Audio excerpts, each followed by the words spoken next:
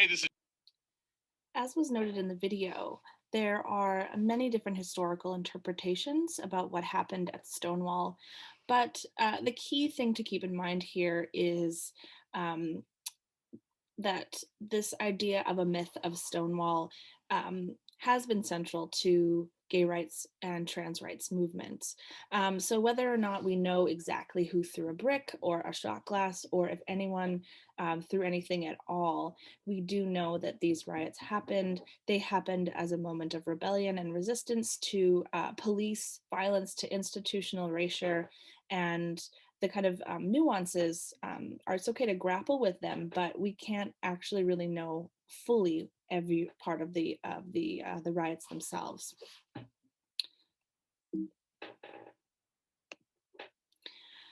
So just thinking about the way one might try to deconstruct what actually happened that night. You have to also look at kind of outside perspectives. So in this sense, how was the Christopher Street riot, as it was called then, treated and discussed in the media? So of course, the image of gay people, of trans people in the media at the time was completely negative. There was no positive representation, and you wouldn't see mainstream media featuring gay or lesbian writers, at least gay and lesbian writers who were out. So you kind of see in this, response to Stonewall, homo nest rated, queen bees are stinging mad.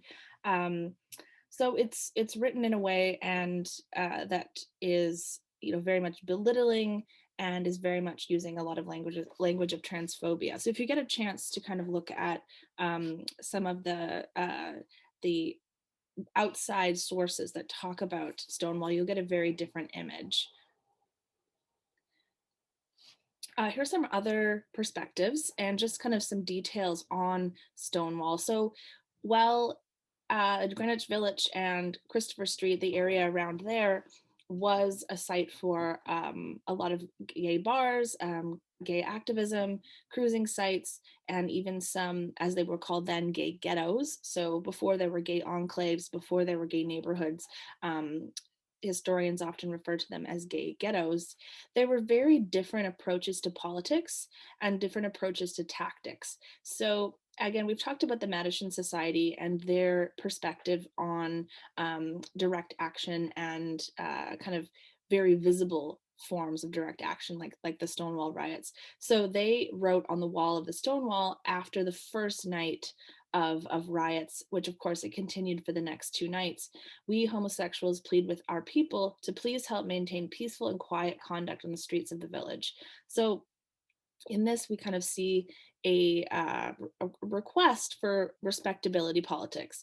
We see a very different kind of internal narrative about what kind of politics, so what kind of direct actions, what kind of visible forms of protest they were advocating for. So earlier in the Democracy Now! Video, we did see a clip of Sylvia Rivera speaking to a large crowd at the Christopher Street Liberation Day rally. This was in 1973, so it was the third anniversary um, of Stonewall. And this was a moment where you do see a lot of internal rifts and very divisive behavior between primarily white gay men and white lesbians, and whether or not they wanted to include trans women. And so in this case, she's responding to an attempt to exclude her and other drag queens. Is at the time the word transgender wasn't being used, it wasn't even kind of coined yet. A lot of people would identify as transsexual, but you did have people using drag queen to sometimes refer to sometimes refer to a gender performance, or to refer to a gender identity. So the language is a little tricky here, but to keep that in mind, the way that language evolves and kind of overlaps. Um, they wanted to keep a lot of the speeches, you know, more middle class and so-called respectable. So there were efforts to not involve street involved youth, sex workers, and particularly trans women. And as someone who was actually at the Stonewall riots, she responds to this crowd with ferocity. Y'all better quiet down. So if you have a chance, please listen to this speech, this recording of the full speech that she gave to the crowd. Now we move to another very central but often overlooked form of protest, the Compton cafeteria riots, which happened in San Francisco in August of 1966.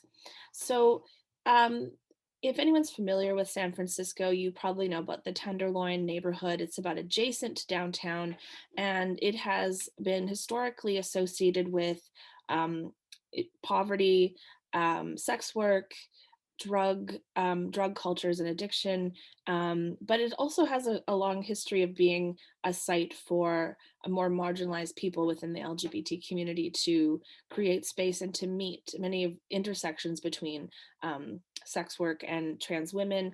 They often refer to themselves as street queens, so kind of using the language that they were using at the time. So trans women, drag queens, and other street queens frequented this cafe called Jean Compton's Cafe in the Tenderloin, and they would go there. There were large windows overlooking the street, large booths, and you'd get a lot of women going in and buying coffee, socializing with one another. Particularly because there were so few places that welcomed them. So the staff at Compton's Cafe weren't particularly friendly towards them, but they did let these folks um, come to the cafe. But staff would sometimes call the police on trans patrons, and this was obviously an issue because they were unwelcome in many other neighborhoods and even in other gay bars in the Tenderloin and other neighborhoods. So we can think back to that clip we saw last week on Pose, that clip from the show Pose, where two trans women of color were um, very, very rudely, told to leave a gay bar that was basically catering just towards gay white men. So there was a particular moment where cops came into the Compton Cafe and began arresting patrons. So during a particular raid in August of 1966, a police officer tried to arrest a woman, and she in turn threw coffee in his face. And this launched a riot between police and the trans community. And if you remember from the Hillman reading that we did last week, many rioters, many women who were at the Compton Cafe were members of Vanguard, which was this organization that was for gay, street involved youth and sex workers and hustlers. So, very much a grassroots movement, a grassroots group that was very much considering and welcoming intersections of different experiences. So, trans people, gay people,